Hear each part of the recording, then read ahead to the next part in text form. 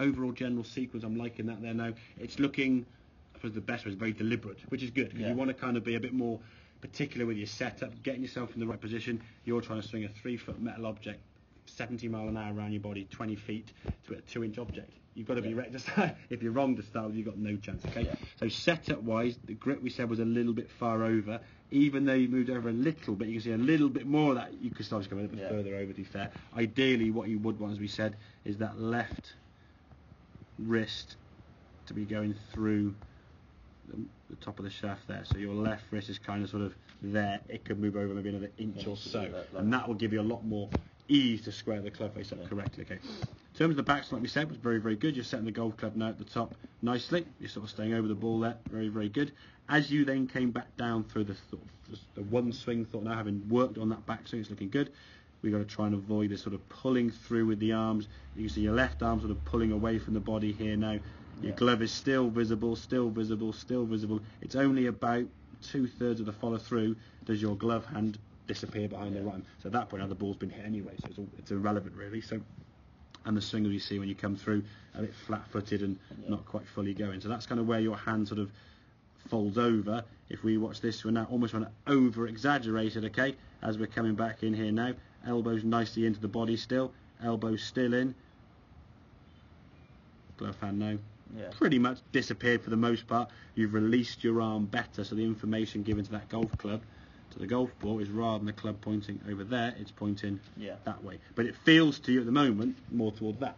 So we're trying to feel a little bit further left to start with, and a couple are going a bit left, but we can find that middle ground, and you can play about with that in terms of practice, hitting a few shots with different clubs, as we said, trying to feel what a straight shot eventually feels like. At the moment, if we think of it like a clock face, obviously 12 o'clock would be towards target. Your golf ball was going towards 1:30-ish, I suppose.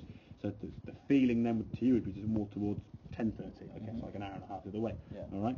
In time, when it might start feeling after a few practice sessions, is more sort of 11 and then half 11, and sort of finding sort of somewhere back in the middle. So eventually, you will end up playing golf, hitting the ball to target, feeling that the ball's going to go to target, not 30 yards left, because.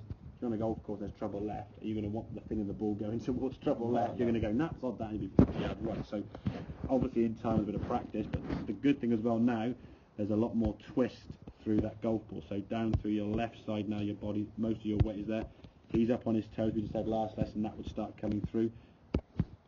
Look at the difference now, as flat as can be. Your hips haven't gone through anywhere near as much. So generally the more right-sided your golf swing remains, the more right of the ball you hit, so hit the ground behind the ball, we top it, we hit the ball fat and the ball doesn't go very far, or out to the right there as we saw.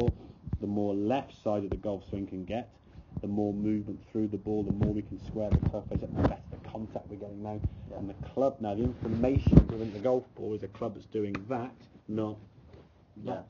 Okay. But every golfer, as you said yourself, you were trying to aim further left. They either try and aim further left at setup, or they'll just try and swing the arms left. They'll always try and change the pattern. Unfortunately, the club face is the biggest influence on where the ball's going to go. Even if you swung it towards that crow on the left with a 50 sign, if the club aimed towards those trees, the ball would end up in the trees. You couldn't swing it far enough left to stop it ending up that far right. Okay, as long as the ball's travelling far enough to reach the trees. Okay, so backswing's looking good. Sequence is looking very, very good.